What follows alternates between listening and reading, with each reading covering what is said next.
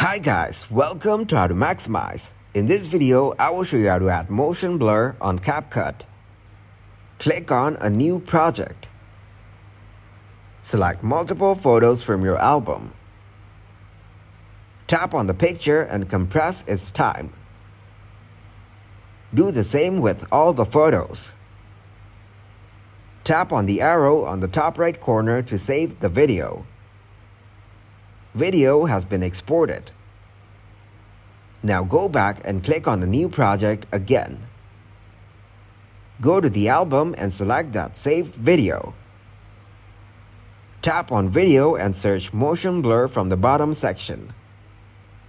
Apply the blur effect and play the video and the motion blur has been applied. That's how you can add motion blur on CapCut.